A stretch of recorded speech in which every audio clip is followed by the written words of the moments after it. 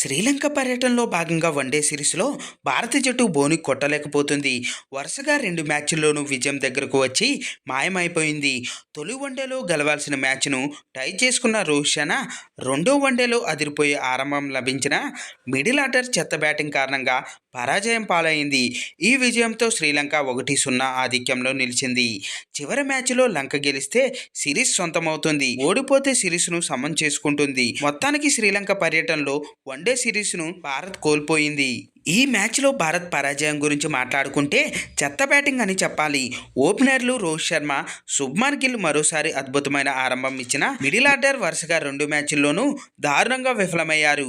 అయితే వరుసగా రెండోసారి భారత బ్యాటింగ్ ఆర్డర్లో మార్పులు జరగడం టీమిండియా పరాజయానికి కారణమైంది. తొలి మ్యాచ్లో వాషింగ్టన్ సుందర్ను బ్యాటింగ్ ఆర్డర్లోకి ముందుకు పంపి తగిన మూల్యం చెల్లించుకున్న భారత జట్టు రెండో వన్డేలో అక్షర్ పటేల్, దూబేల్ను వరుసగా 4-5 స్థానాల్లో బ్యాటింగ్కు పంపి ఓటమి పాలయ్యారు. 4వ స్థానంలో రెగ్యులర్గా బ్యాటింగ్ చేసే శ్రేయస్ అయ్యర్, 5వ స్థానంలో ఆడే కేఎల్ రాహుల్ను బ్యాటింగ్లో వెనక్కి పంపారు. రెండో వన్డేలో అయ్యర్ 6వ స్థానంలో, రాహుల్ 7వ స్థానంలో బ్యాటింగ్కు దిగడం ఆశ్చర్యంగా అనిపించింది. ఈ మార్పులకు కారణంగా కొంత హెడ్ కోచ్ గౌతమ్ గంభీర్ అని ప్రత్యేకంగా చెప్పాల్సిన అవసరం లేదు. డకౌట్లో అతను తీసుకునే నిర్ణయాలు భారత్కు ఏమాత్రం కలిసి రావడం లేదు. నెటిజన్స్ సైతం గంభీర్ కోచింగ్ పై విమర్శలు చేస్తున్నారు. ఈ మ్యాచ్ విషయానికి వస్తే తొలుత బ్యాటింగ్ చేసిన శ్రీలంక నిర్ణీత 50 ఓవర్లలో 9 వికెట్లు కోల్పోయి 240 పరుగులు చేసింది.